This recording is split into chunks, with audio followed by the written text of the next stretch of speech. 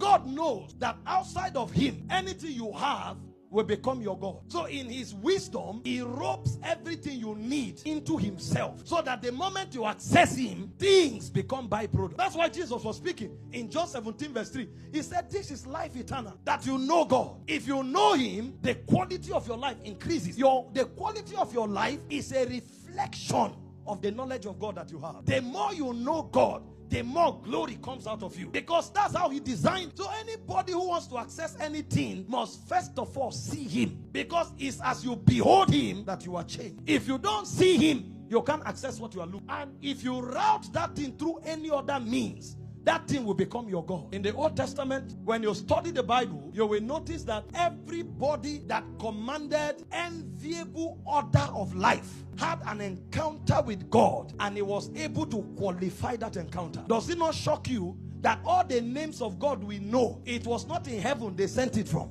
It's men that named God. Only few names were given to men in the Old Testament, like God telling Moses, go tell them, I am that I am have sent you. Most of the names of God, when they encountered him and they see the dimension that follow, they now name those dimensions after those encounters. Jehovah Jireh is not God the provider. Jehovah Jireh means upon the mountain he shall be seen. That's why Jesus said concerning Abraham, Abraham your father saw my day and he rejoiced in it.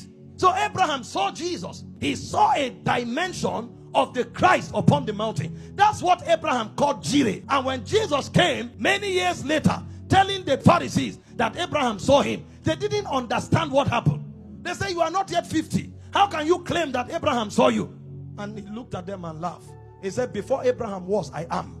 When Abraham ascended that mountain, he saw a dimension. That dimension was what resulted in the superfluous life that Abraham lived. The dimension of God he saw provoked abundance. So the abundance in itself is not the blessing. The dimension he saw was the blessing. Because every time God wants to give you something, he reveals to you a dimension. And so anybody who wants anything, his pursuit will be to see God. I'm teaching like this because it's beyond healing you from an infirmity. Miracle is not healing. Healing is included in miracle. Miracle is divine intervention, altering the systems of men to provide divine order. Healing can be involved, but it's beyond it. Because some of you listening to me now, the miracle you need is for an addiction to die. Some of you listening to me now, the miracle you need is for a door to open. It has nothing to do with sickness, but for that thing to happen, you must encounter a dimension. You must see him before you can command